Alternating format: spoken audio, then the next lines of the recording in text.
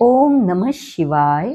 श्री शिवमहापुराण रुद्रसंहिता सृष्टीखंड अध्याय 11. शिवपूजन विधी. श्री गणेशाय नमः. ऋषी म्हणाले, व्यास शिष्य सूतजी, तुम्हाला नमस्कार असो. आज तुम्ही आम्हाला भगवान शिवजींची अतिशय अद्भुत आणि परमपावन कथा ऐकवली आहे. हे दयानिधे, आता ब्रह्मदेव आणि नारद यांच्या संवादाला अनुसरून शिवपूजनाचा विधीही सांगा. ब्राह्मण, क्षत्रिय, वैश्य आणि शूद्र असे सर्व वर्णाचे लोक शिवप्रभूंची पूजा करतात. ते पूजन कशा प्रकारे करावे याविषयी तुम्ही व्यासांकडून जे काही ऐकले असेल ते आम्हालाही सांगण्याची कृपा करा. महर्षींचे ते कल्याणप्रद व श्रुतीसम्मत बोलणे ऐकून सूतजींचे चित्त प्रसन्न झाले. ते म्हणाले, मुनीश्वरांनो, तुम्ही फारच चांगली माहिती विचारली आहे. पूजनाने भगवान शिव संतुष्ट होतात, म्हणून त्यांचे पूजन कसे करावे असे व्यासांनी सनतकुमारांना विचारले होते.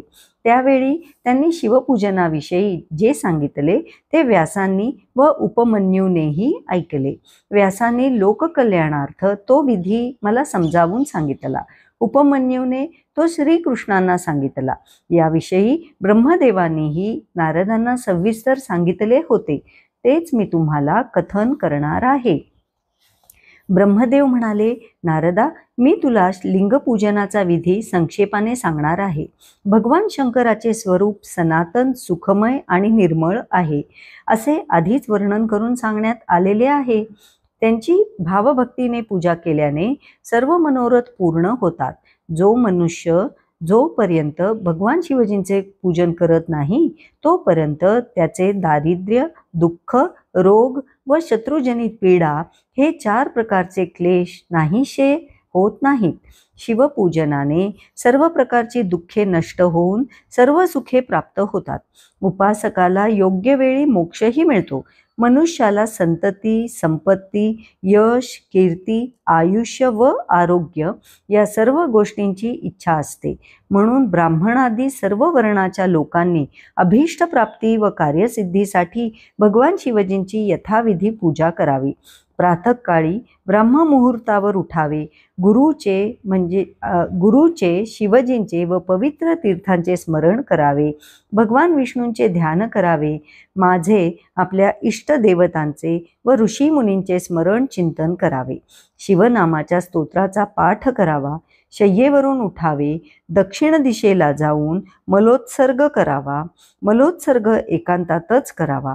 ब्राह्मणाने गुदेच्या शुद्धीसाठी गुदास्थानी 5 वेळा शुद्ध माती लावावी व ती धुवावी. याप्रमाणे क्षत्रियांनी 4 वेळा, वैश्यांनी 3 वेळा आणि शूद्रांनी 2 वेळा माती लावावी. लिंगालाही एकदाच माती लावावी व ते धुवावे. त्यानंतर डाव्या हाताला 10 वेळा आणि दोन्ही हातांना 7 वेळा माती लावून ते धुवावे. प्रत्येक पायाच्या तळव्यांना प्रत्येकी 3 वेळा माती लावून ते धुवावेत. स्त्रियांनीही यथाक्रम शुद्धीकरणाचा अवलंब करावा. मग दंतधावन करावे. ब्राह्मणांनी 12 अंगुळे लांबीची दातवणाची काडी घेऊन दंतधावन करावे. क्षत्रियांनी 11 अंगुळे, वैश्यांनी 10 अंगुळे व शूद्रांनी 9 अंगुळे लांबीची काडी घेऊन दंतधावन करावे. मनुस्मृतीत दिलेल्या कालदोषांचा विचार करून षष्ठी, नवमी, अमावस्या, व्रताचा दिवस, श्राद्धाचा दिवस, रविवार व सूर्यास्त समयी दंतधावन करू नये. त्याऐवजी चुळा भरून मुखाची शुद्धता करावी. दंतधावन केल्यावर तीर्थांवर म्हणजेच जलाशयावर जाऊन विधीपूर्वक स्नान करावे. देशकालाला अनुसरून विशेष पर्वसमयी मंत्रोच्चारपूर्वक स्नान करावे. धूतवस्त्रे धारण करून एकांतात बसून विधीपूर्वक संध्या करावी. अशा प्रकारे नित्यकर्मे आटोपून स्वस्थ चित्ताने पूजागृहात यावे. पूजन सामग्री हाताशी आणून ठेवावी. आसनावर बसावे. सर्वप्रथम गणपती, द्वारपाल व अष्टदिक्पालांची पूजा करावी. पीठस्थानावर म्हणजेच उत्तम पाटावर किंवा चौरंगावर श्वेतवस्त्र आच्छादून त्यावर भगवान शिवजींची स्थापना करावी. त्याभोवती रांगोळीने 8 पाकळ्यांचे कमळ काढावे. 3 वेळा आचमन करावे. मग हात धुवून 3 प्राणायाम करावेत.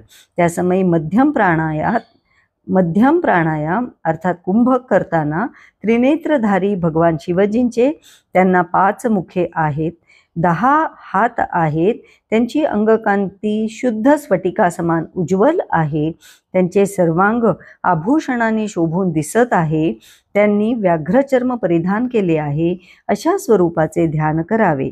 ध्यान करताना माझे रूपही शिवजींप्रमाणेच झाले आहे अशी मनोमन भावना करावी. अशा प्रकारे मनाने स्वतः शिवस्वरूप होऊन त्या परमेश्वराची पूजा करावी. प्रथम देहशुद्धी करून मूल मंत्राने क्रमशः न्यास करावेत किंवा प्रणवाने षडंग न्यास करावेत. संकल्पाचा उच्चार करून पूजेला सुरुवात करावी.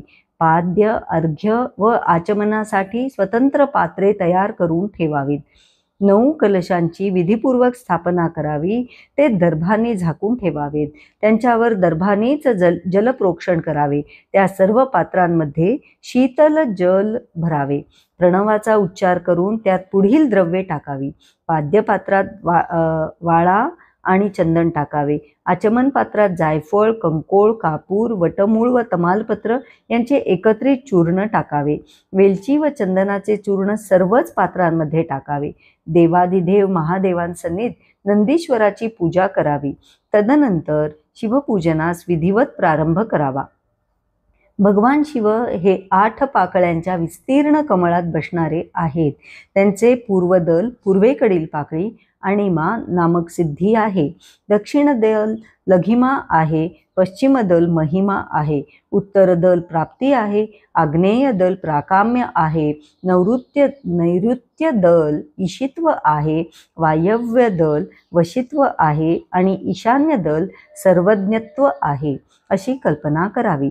अष्टसिद्धीरूपी पाकळ्या असलेल्या या 8 कमळांचा चंद्र हा देठ असून त्याखाली अनुक्रमे सूर्य, अग्नी व धर्म यांची स्थाने आहेत. त्यांच्या खाली 4 दिशांना अव्यक्त महत्त्व, अहंकार व त्यांचे विकार आहेत आणि सोमरूपी देठाच्या शेवटी सत्व, रज व तम हे 3 गुण आहेत अशी कल्पना करावी. सद्योजातम प्रपद्यामी या मंत्राने परमेश्वर शिवजींचे आवाहन करावे. ओम वामदेवाय नमः या मंत्राने त्यांना आसनावर बसवावे. ओम तत्पुरुषाय विद्महे या रुद्र गायत्रीने त्यांचे सान्निध्य प्राप्त करावे. अघोरेभ्योथ या मंत्राने तेथे निरोध करावा. मग ईशानः सर्व विज्ञानाम या मंत्राने आराध्य देवाचे पूजन करावे. पाद्य व आचमनीय अर्पण करून अर्ध्य द्यावे. देवाला गंध व चंदन मिश्रित जलाने स्नान घालावे. मग पंचगव्याने स्नान घालावे. त्यानंतर शुद्धोदकाने स्नान घालावे. पंचामृताने दूध, दही, मध, उसाचा रस किंवा साखर आणि गाईचे साजूक तूप या 5 पदार्थांनी पृथक पृथक किंवा त्यांचे एकत्रित मिश्रण करून अभिषेक करावा. स्नान घालताना व अभिषेक करताना सतत प्रणवाचा उच्चार करावा. जलपात्रामध्ये म्हणजेच कलशामध्ये मंत्रोच्चारपूर्वक शुद्ध व शीतल जल भरावे. शिवजींना सुंदर अक्षता व्हाव्यात. दर्भ, आघाडा, कापूर, चमेली, चाफा, गुलाब, श्वेतकण्हेर, मोगरा, कमळ तसेच विविध प्रकारची फुले व चंदने अर्पण करून त्यांची पूजा करावी. कलशांमधील पाण्याची त्यांच्यावर संतत धार धरावी. त्यासमयी पवमान मंत्र, रुद्रसूक्तातील मंत्र, नीलसूक्तातील मंत्र, शुक्ल यजुर्वेदातील मंत्र, अथर्व शीर्ष पुरुष सूक्त, शांती मंत्र, शांती संबंधी दुसरे मंत्र, अरुण मंत्र, रथांतर मंत्र, मृत्युंजय मंत्र वा पंचाक्षर मंत्र म्हणावे. शिवजींवर 101 किंवा सहस्र जलधारा पडतील अशी व्यवस्था करावी. त्यानंतर जे स्फटिक मण्यासमान निर्मळ आहेत, निष्कल, अविनाशी, सर्व लोकांचे कारण व सर्व लोकमय परमदेव आहेत, ते ब्रह्मा, विष्णू, रुद्र, इंद्र आदी देवांच्याही दृष्टीस पडत नाहीत. वेदज्ञ विद्वानांनी वेदांतामध्ये ज्यांना मन आणि वाणीच्या पलीकडचे असे म्हटले आहे, जे आदी, मध्य व अंतरहित आहेत, जे सर्व प्रकारच्या रोग्यांसाठी औषधरूप आहेत, ज्यांना शिवतत्व असे संबोधले जाते, व जे शिवलिंग रूपाने प्रतिष्ठित आहेत त्या परमेश्वर महादेवांची प्रणव मंत्राचा उच्चार करत पूजा करावी. लिंग रूपातील भगवानांना गंध, चंदन, पुष्प, धूप, दीप, नैवेद्य, तांबूल आदी उपचार अर्पण करून यथाविधी पूजा करावी. आरती करावी, स्तोत्रपाठ करावा, त्यांच्या नाममंत्रांचा जप करावा. अर्घ्य अर्पण करून त्यांच्या चरणी फुले समर्पित करावीत. पुन्हा फुले घ्यावीत. हात जोडून उभे राहावे.